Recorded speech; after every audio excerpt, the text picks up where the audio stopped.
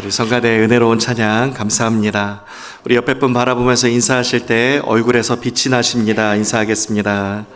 얼굴에서 빛이 나십니다. 한 번 더 인사하겠습니다. 다 잘 될 것입니다. 다 잘 될 것입니다. 아멘입니다. 교회여 일어나라 라는 제목으로 하나님 말씀 증거하도록 하겠습니다. 바울은 예루살렘의 환난과 핍박이 기다리고 있는 것을 알고 있었지만 성령에 매여 성령의 능력으로 예루살렘으로 들어갔습니다. 예루살렘 교회 성도들이 바울을 오해하고 있었는데 율법을 지키지 않는다고 오해하고 있었습니다. 그래서 예루살렘 교회 지도자인 야고보와 장로들이 율법을 지킨다고 하는 증거로 정결 예식을 하면 좋겠다라고 권면하였고 정결 예식을 다 마쳤습니다. 그럼에도 불구하고 거짓으로 모함과 그리고 또 핍박과 결박이 끊이질 않고 뒤따랐습니다. 그 상황 속에서 바울이 굴했을까요? 굴하지 않았을까요? 굴하지 않았습니다. 바울의 이 강직한 믿음을 통하여서 하나님께서 오늘 이 시대 가운데 교회들에게 무엇을 원하시는지 오늘 말씀을 통하여서 함께 깨닫고 도전받는 귀한 시간 되시기를 바랍니다. 첫 번째, 하나님께서 원하시는 모습은 핍박 속에서도 믿음으로 일어서는 교회입니다. 정결 예식이 7일 동안 잘 마치고 거의 끝날 무렵에 사도 바울이 성전 앞에 서 있었는데 아시아에서 온 유대인들이 와서 다짜고짜 비방하는 거예요. 당신 이방인을 데리고 성전에 들어가서 성전을 더럽혔지? 라고 공개적으로 아주 큰 소리로 비방했습니다. 근데 사도 바울은 그런 적이 없습니다. 그렇게 한 적이 없어요. 다만 예루살렘 교회가 어렵다고 해서 이제 헌금을 모아서 가져오는 길에 이방 교회의 각 대표들과 함께 와서 시내에 함께 들렀을 뿐입니다. 그런데 시내에 들렸던 그 모습을 보고 이 성전에도 이방인들을 데리고 들어갔다라고 거짓으로 모함을 한 것입니다. 그런데 바울의 일행 가운데 에베소 사람 드로비모를 알아봤어요. 그걸로 봐서는 비방하고 있는 이 사람들은 얼마 전에 에베소에서 폭동이 일어났을 때 가담했던 유대인들일 거라고 우리가 미루어 짐작할 수 있겠습니다. 바울은 거짓 모함을 당한 것이 한두 번이 아니었습니다.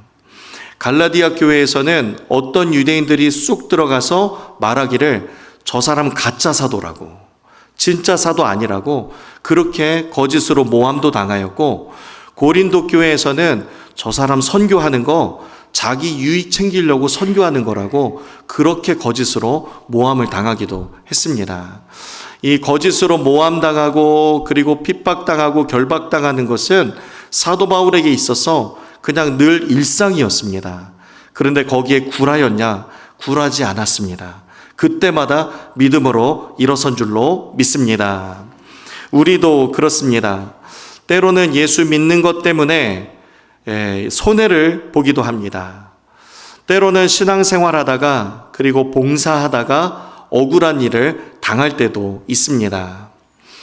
우리 예수님께서 말씀하실 때 예수 믿으면 박해가 있을 거라고 하셨습니까? 없을 거라고 하셨습니까?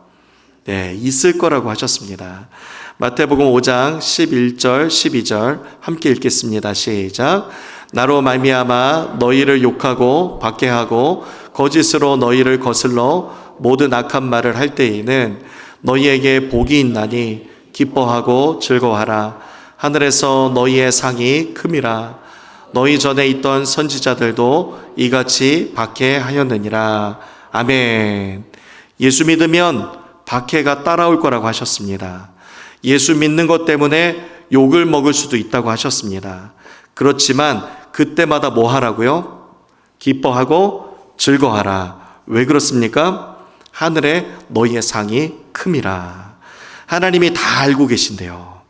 예수 믿는 것 때문에 손해보는 것, 그리고 봉사하다가 그리고 주의 일을 위해서 헌신하다가 억울한 일을 당하는 것, 그 모든 것 다 알고 계신데 그때마다 기뻐하고 즐거워하라. 하늘에 너희의 상이 있다라고 이렇게 말씀하셨습니다.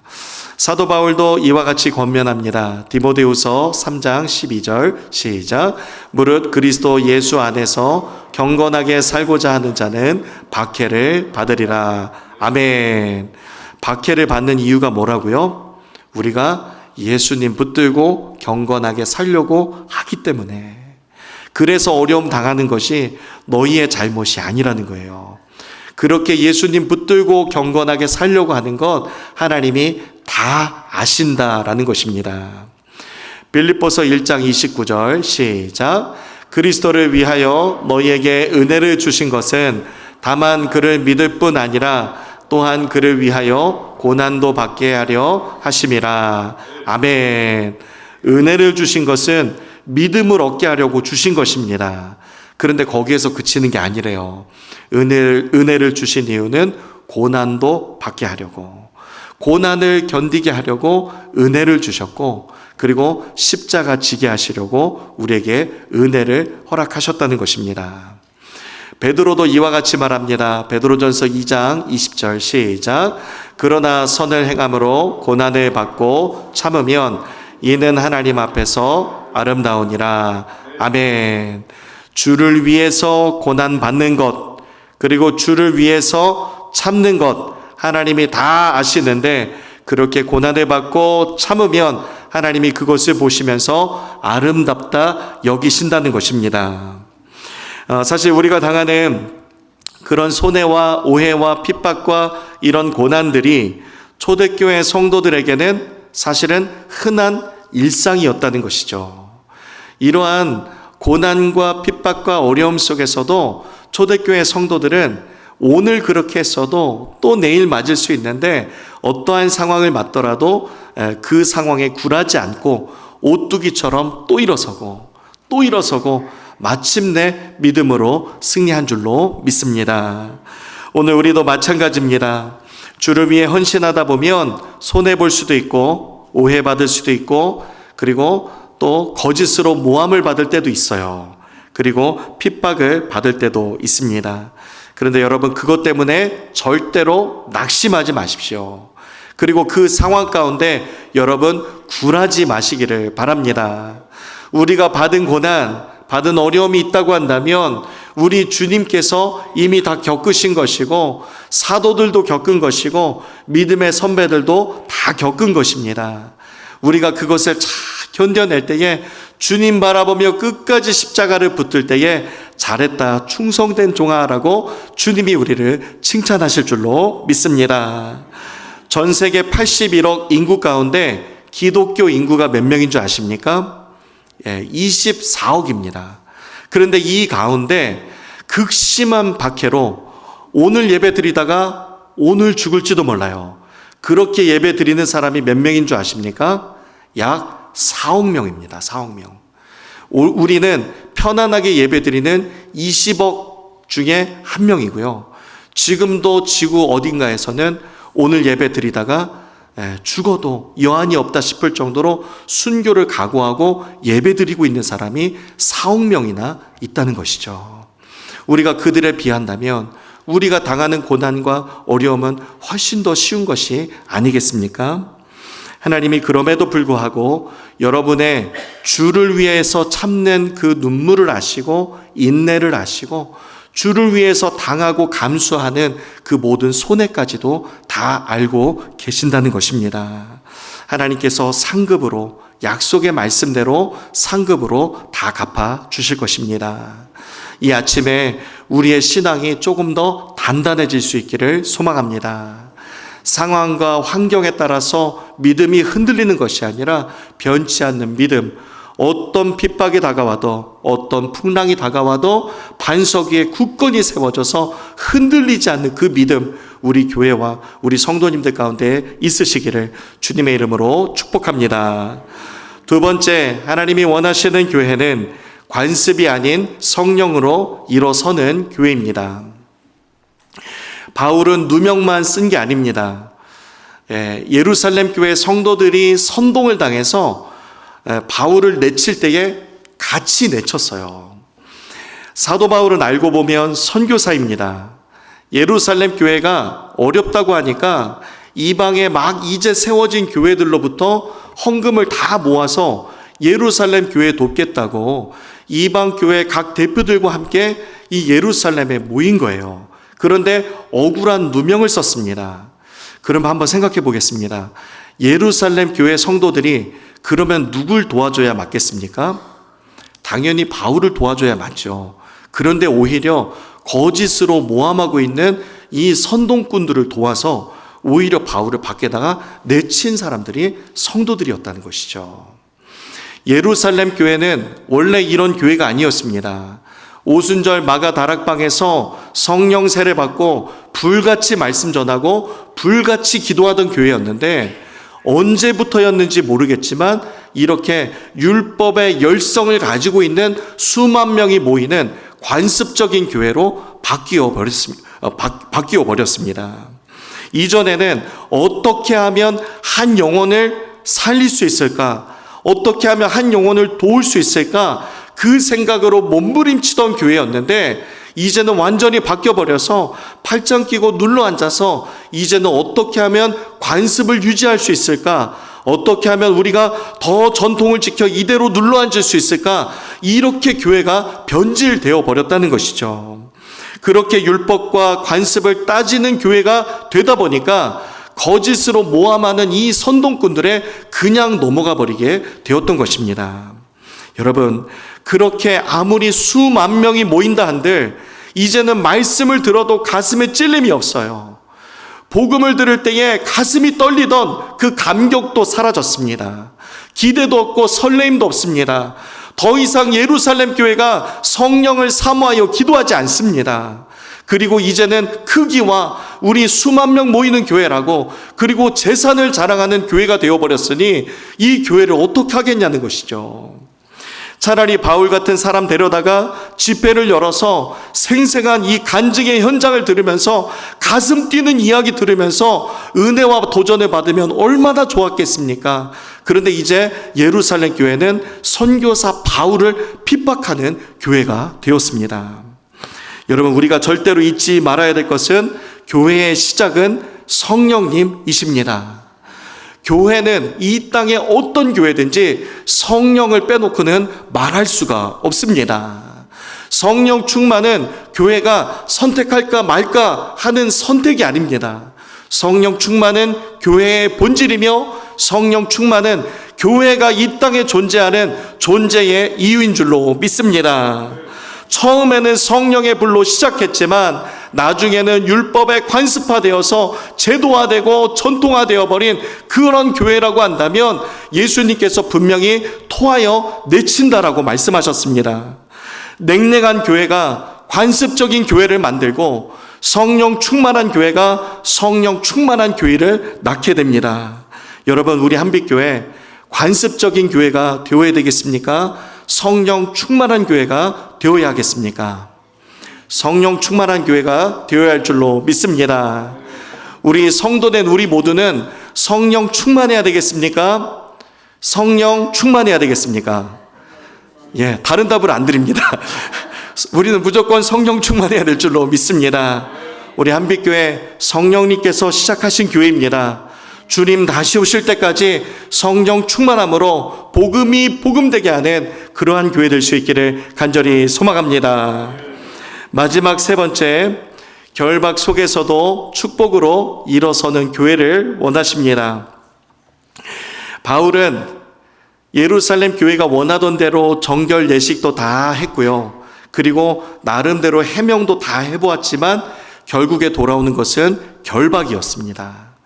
31절 말씀에 이제 성으로 내쳐진 바울을 사람들이 죽이려고 달려갔습니다.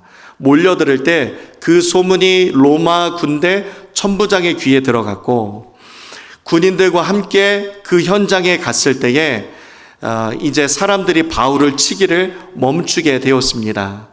천부장이 명령하여서 바울을 잡아 두 쇠사슬로 결박을 하고 사람들에게 묻기를 너희가 왜 이 사람을 죽이려고 했느냐라고 물었더니 사람들이 대답하기를 어떤 사람은 이렇게 말하고 어떤 사람은 저렇게 말해서 진상을 알 수 없기 때문에 영내로 데려가라 해서 이 감옥에 구금하게 되었습니다.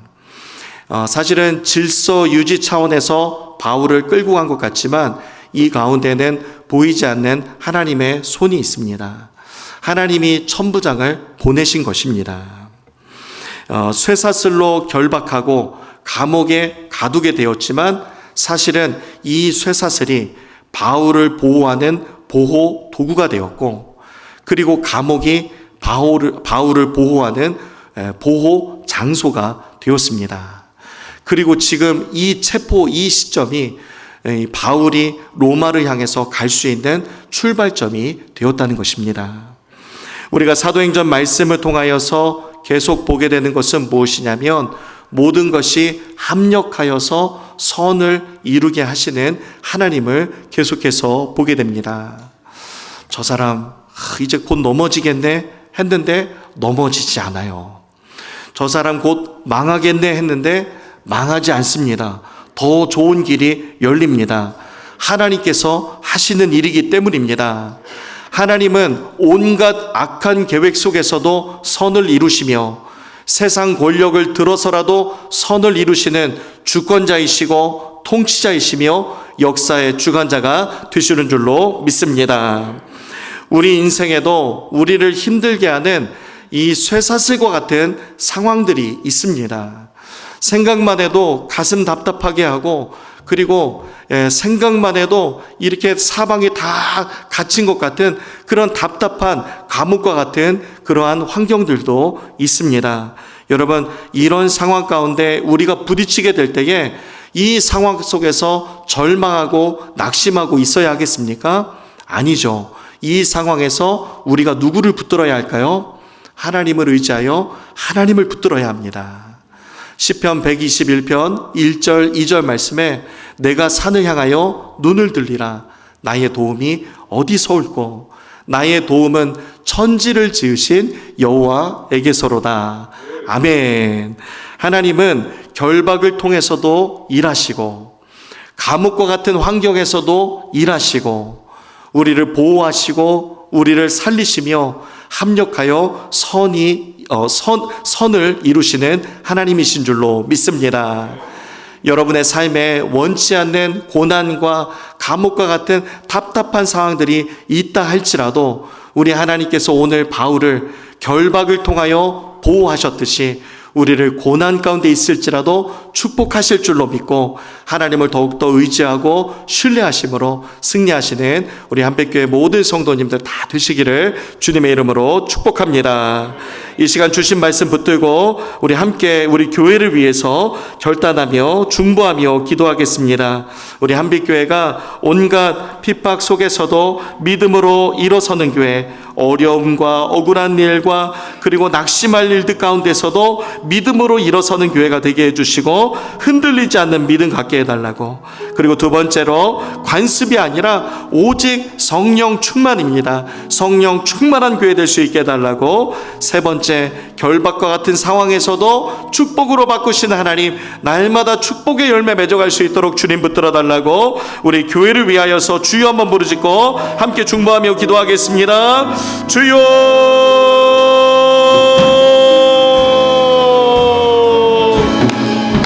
하나님, 우리 한빛교회를 붙들어 주시옵소서.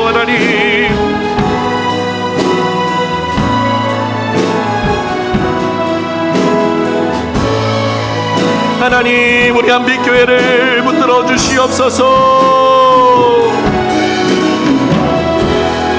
하나님, 주를 위해 헌신하다가 낙심치 않게 하여 주시고, 상황과 환경을 만난다 할지라도, 어려운 상황에 놓인다 할지라도 하나님 그 상황에 붙잡히지 않게 하여 주시고, 하나님 믿음으로 돌파하게 하여 주시옵소서. 믿음으로 돌파하는 우리 성도님들 되게 하여 주시옵소서. 하나님 아버지 비바람이 몰아치고 풍파가 몰아친다 할지라도 그 상황에 묶임받지 않게 하여 주시고 하나님 믿음으로 승리하게 하여 주시옵소서. 믿음으로 예수의 이름 부르며 하나님 믿음으로 전진하게 하여 주시옵소서. 하나님 우리의 박해와 고난과 어려움을 다하시는 우리 하나님께서 하나님 아버지 그 상황이 올 때에 기뻐하고 즐거워하라 하셨습니다. 하나님 우리를 오늘도 붙드시고 인도하신 하나님 신뢰하며 나아가오니 믿음으로 승리하게 하여 주옵소서. 하나님 아버지 관습적인 교회가 될까 두렵습니다. 하나님 아버지 냉랭한 채로 관습적인 교인들이 낳게 될까 두렵습니다. 하나님 아버지 교회는 성령님이 시작하셨고 이 땅의 모든 교회는 성령을 빼고는 말할 수가 없습니다. 성령 충만이 교회의 본질이요 하나님 아버지 교회가 존재하는 이유임을 주님 앞에 고백하며 나아갑니다. 하나님 함께하여 주셔서 성령 충만한 우리 한빛교회 될 수 있도록 하나님 붙잡아 주시옵소서. 하나님 아버지 온갖 결박 속에서도 하나님 아버지 사막이 다 막힌 것 같아도 하늘을 향한 문은 활짝 열려 있습니다. 하나님이 이 전에서 주님 앞에 나와 부르짖어 기도할 때에 가까이에서 주님 만나고 응답받는 주의 놀라운 역사가 임하게 하여 주시옵소서. 우리 한빛교회 살아있는 믿음의 간증으로 살아갈 수 있도록 인도하여 주시고 상황과 환경 가운데 붙들림 받지 않게 하여 주시며 하나님 아버지 고난을 축복으로 바꾸시는 하나님 의지하여 하나님 어떠한 상황 속에서 기도할 수 있습니다. 하나님 기도할 때에 승리를 경험하게 하여 주시고 하나님의 놀라운 역사를 경험하는 우리 귀한 모든 성도님들 다 될 수 있도록 하나님 붙들어 주시옵소서. 오늘도 주님만 온전히 의지합니다.